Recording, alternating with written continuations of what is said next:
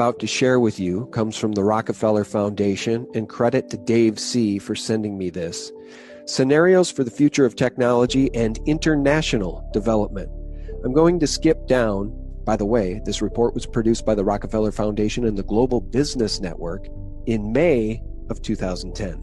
I'm going to skip down to page 18 and just read a few paragraphs and tell me if what we're seeing today isn't pretty much what they wanted all along. Page 18 starts, Lockstep, a world of tighter top-down government control and more authoritarian leadership with limited innovation and growing citizen pushback. Remember, this was written in 2010. They write, in 2012, the pandemic that the world has been anticipating for years finally hit. Unlike 2009's H1N1, this new influenza strain originating from wild geese was extremely virulent and deadly. Even the most pandemic-prepared nations were quickly overwhelmed when the virus streaked around the world, infecting nearly 20% of the global population and killing 8 million in just 7 months. The majority of them healthy young adults. The pandemic also had a deadly effect on economies.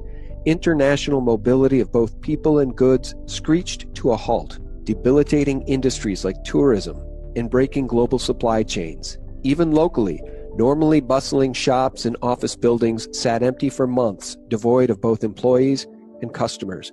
The pandemic blanketed the planet, though disproportionate numbers died in Africa, Southeast Asia, and Central America, where the virus spread like wildfire in the absence of official containment protocols.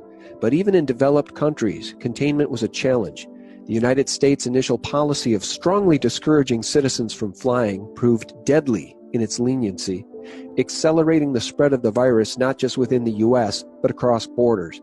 However, a few countries did fare better, China in particular. Now remember, guys, this is just fiction. It's a projection written in 2010. They say the Chinese government's quick imposition and enforcement of mandatory quarantine for all citizens, as well as its instant near hermetic sealing off of all borders, saved millions of lives, stopping the spread of the virus from earlier than in other countries and enabling a swifter post-pandemic recovery. China's government was not the only one that took extreme measures to protect its citizens from risk and exposure. During the pandemic, national leaders around the world flexed their authority and imposed airtight rules and restrictions, from the mandatory wearing of face masks to body temperature checks at the entries to communal spaces like train stations and supermarkets.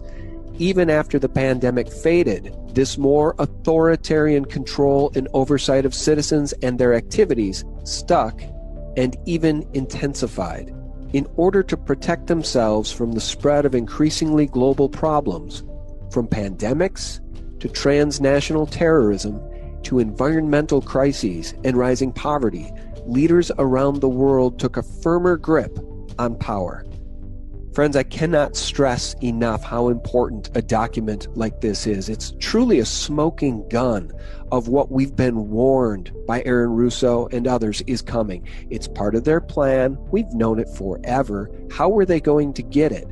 It turns out a pandemic is the perfect way to garner more unilateral, unchecked power. Back to the document. At first, the notion of a more controlled world gained wide acceptance and approval. Citizens willingly gave up some of their sovereignty and their privacy to more paternalistic states in exchange for greater safety and stability. Citizens were more tolerant and even eager for top-down direction and oversight, and national leaders had more latitude to impose order in the ways they saw fit. In developed countries, this heightened oversight took many forms: biometric IDs for all citizens, for example, and tighter regulation of key industries whose stability was deemed vital to national interests. In many developed countries, enforced cooperation with a suite of new regulations and agreements slowly but steadily restored both order and, importantly, economic growth. So again, let's just review what's happened so far. A virus has been released, whether by accident or on purpose. You decide. Many have pointed to evidence that it is a bioweaponized virus, so more deadly than it otherwise would be. Whether that's true or not, you decide.